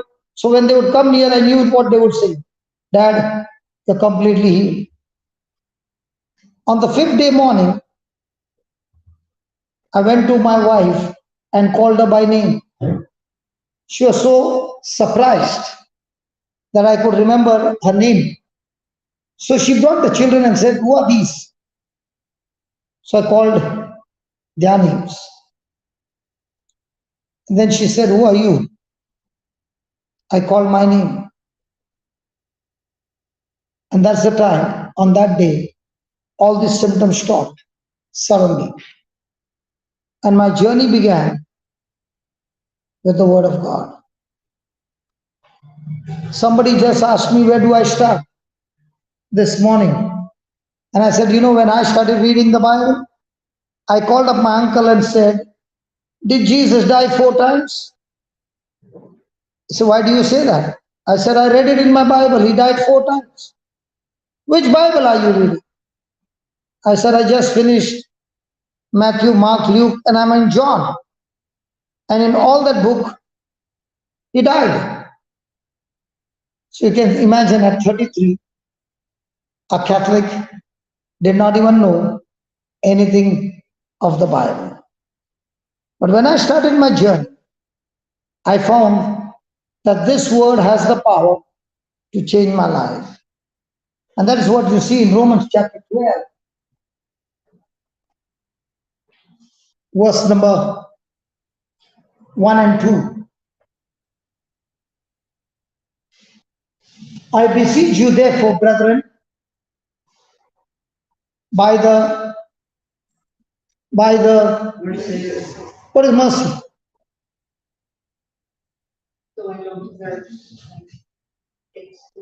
That's grace. What is mercy? Benny, what's mercy?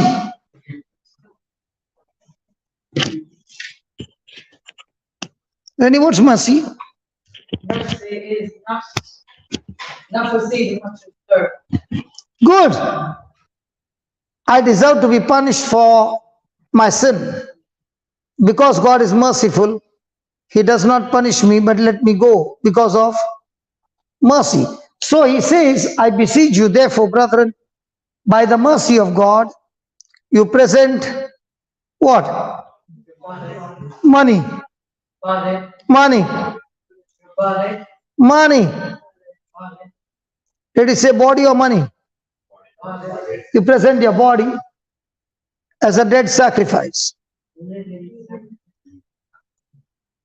Is sacrifice going to be painful? Yes. And what about the living? A dead body offered as a sacrifice, is it painful? No. So you are supposed to offer your body, how?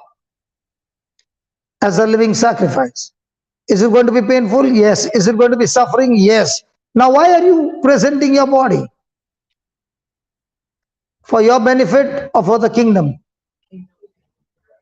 So is it a birthright for every Christian to go through this sacrifice? But is it a birthright for every Christian to go through sickness? No. Why not?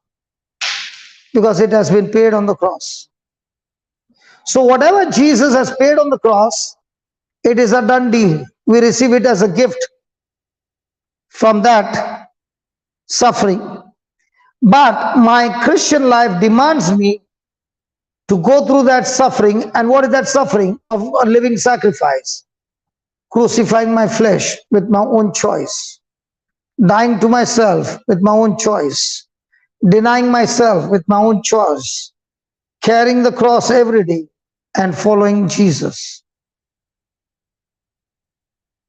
Is that a demand all the time? Yes. And that's why he says, offer your body as a living sacrifice. How? Holy, acceptable unto God, which is your reasonable service. In RSV Bible it says, which is your spiritual worship. So worship is singing songs, or worship is offering your body as a living sacrifice. So most of the time worship is what?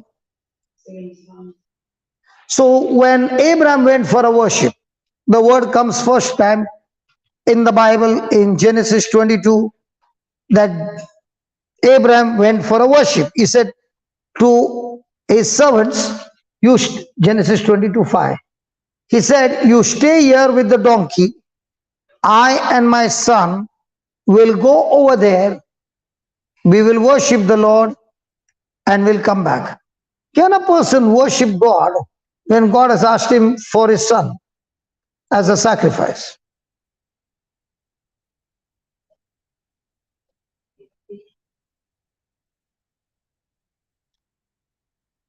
Very difficult. Uh, But God had already told him. God has already told us many things. He has not only told us, he has given us the written word. Abraham, poor fellow, he did not have a written word. God told him. He had a personal So when you have a written word and you sit with that word, like she said, I got a word, seek you first the kingdom of God and his righteousness. What did she do? She took that written word and made it a personal word. Yeah. But Abraham got told to do directly, so he was really true. You know, God speaks to each one of us. Do you have a FM channel here in Ireland? FM radio? What if you don't switch it on? You mean to say the broadcasting company has stopped? Are they still, the waves are still going on? Only when you put the receiver on. So to put my receiver on, he has given me the written word. So that my thinking doesn't get drifting away with some other thoughts which God never tells us. In fact, we are more in advantage because I've got a roadmap with the written seal on it that this is God's word.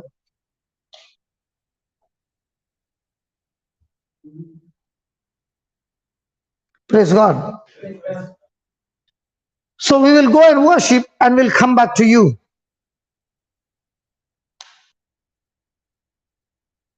Why did I come here? What was I sharing? Worship. Now, is worship what God said, or worship about me crying before God? Did he do what God told him to do? Did God allow his son to be killed? In the same way, when God is asking me to do something, is he trying to kill me? No. Is he trying to make me go into a loss? No, he is preparing me for higher favors in my life. If I understand that God is a good God, no matter what is happening, when I trust Him, when I commit myself to Him, and I do what He tells me to do, I know and I know that it will work for my good. An example, when I lost my business, it was because of my sin nature, because of my sin decision. I lost it all. Now, did God give up on me? No. Did He still love me? Yes. But my decision brought the consequences? Yes. Now, when I was in that crisis and I went into depression and death came close to me, I wanted to live. I did not want to die at 33. I said, God, give me a chance. Just one chance. I'm ready to give up everything and follow you. He gave me a chance. And might be after 4 or 5 months, I got healed. Now, once I got healed, can I go back?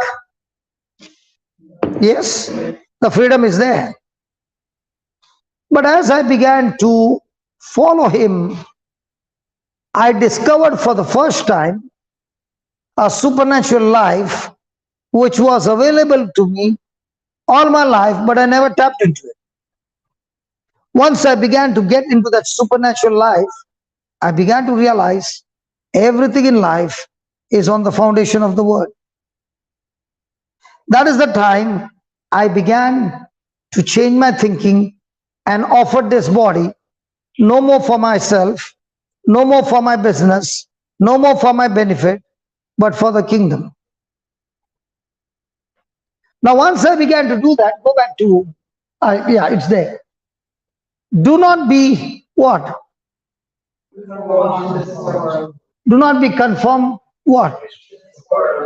So the world is giving you knowledge every day so that you get formed into that worldly knowledge.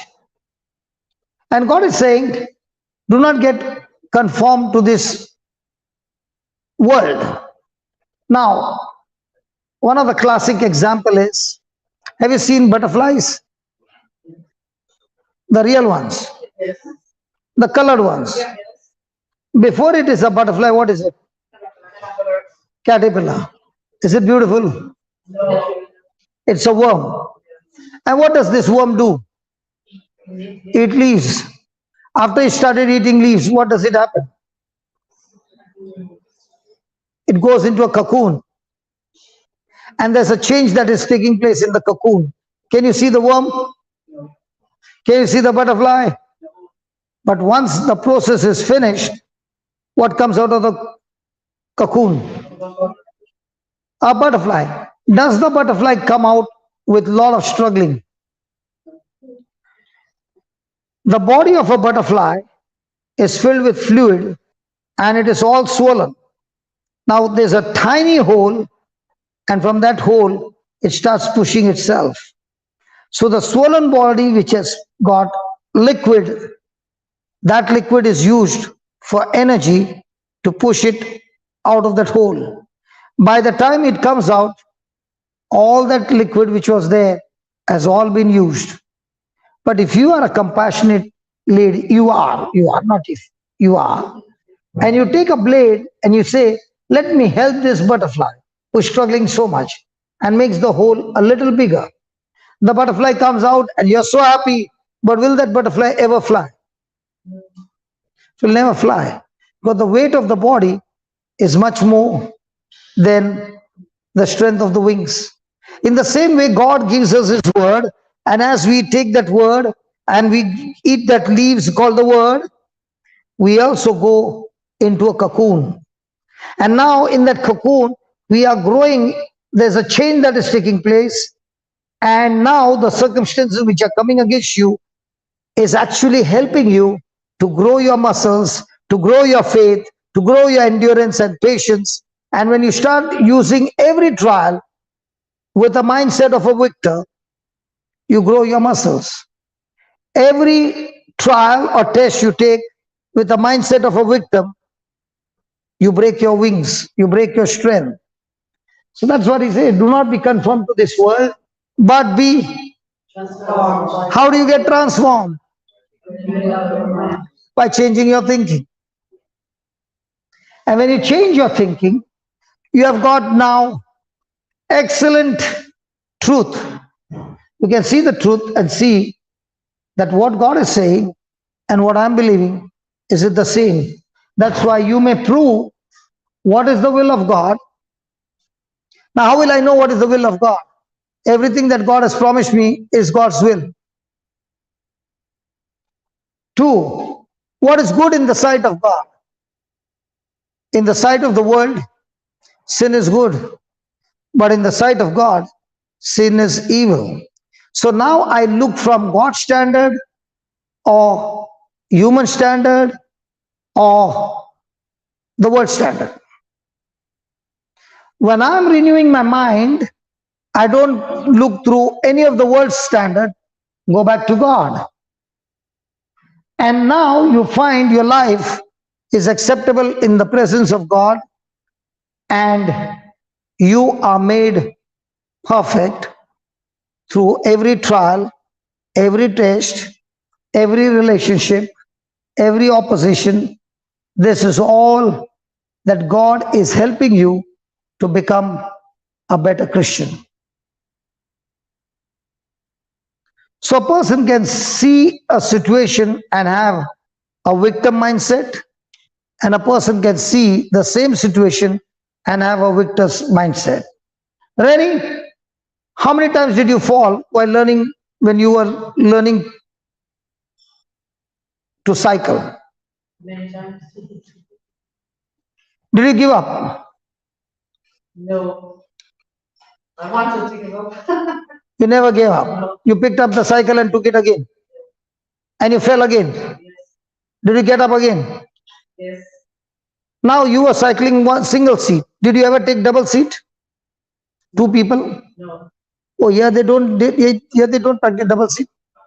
Huh? No. Never. We take double, we take triple, we make a person sit on the handle 4.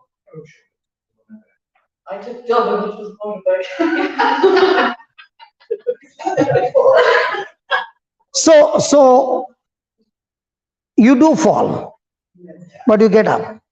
But there are people who fell just the first time and they never touch the bicycle again. Will they ever conquer their fear? No. But the person who falls, gets up, gets trained, comes and takes the test again, are the real champions.